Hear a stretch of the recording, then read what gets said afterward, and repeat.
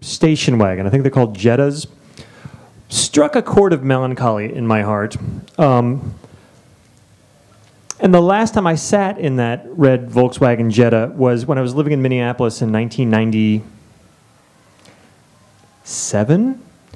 And my girlfriend and I had just broken up, but she was still driving me home from downtown Minneapolis to drop me off at a friend of mine's in St. Paul.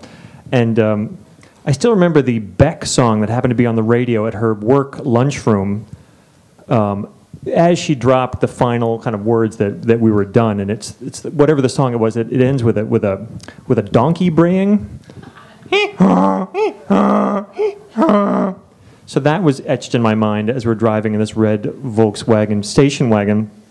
And I'm trying to protect my heart somehow by turning myself away from her as she's driving. So I'm sort of like, as much as you can give somebody the cold shoulder when you're sitting 3 feet away from them.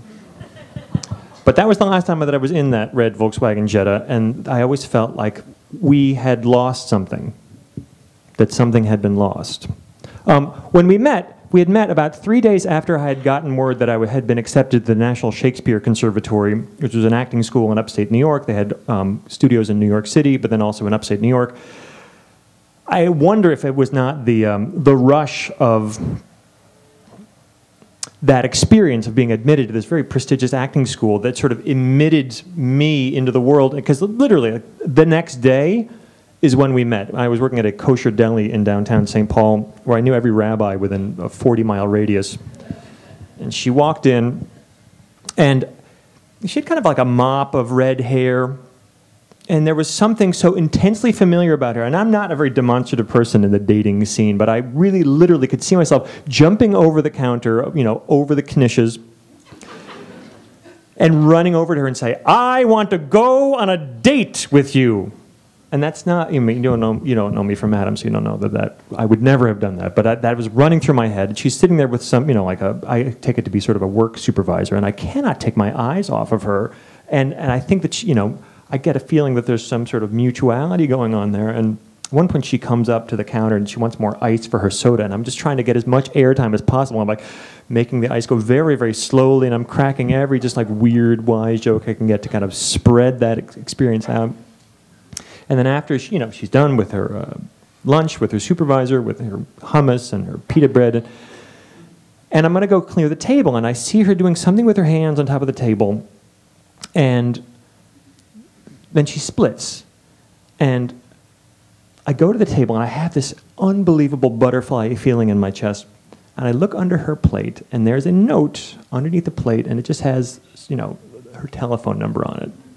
And I just am so flipped over this, and I'm trying to think what to do. And I actually call the number up, and I leave a message, say, "Listen, you left your telephone number here at the restaurant.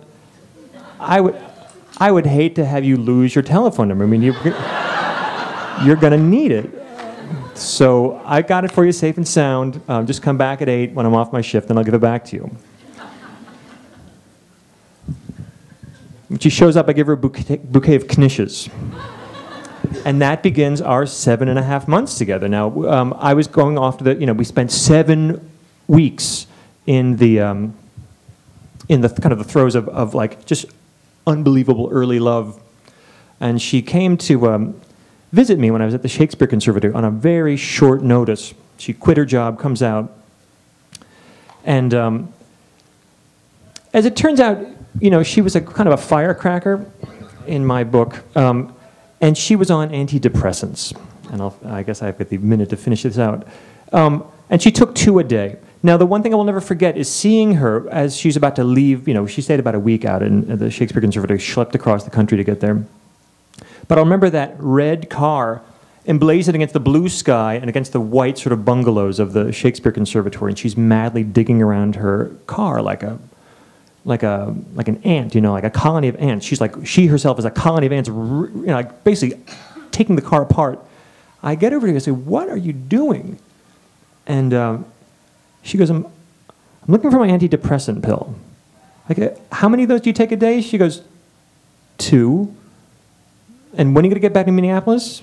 "In 3 days. "And how many do you have left?" 1. And shortly after I got back to Minneapolis, we we didn't last that much longer. And so when I got out of that car, I always wondered to myself what might have happened if she had found it.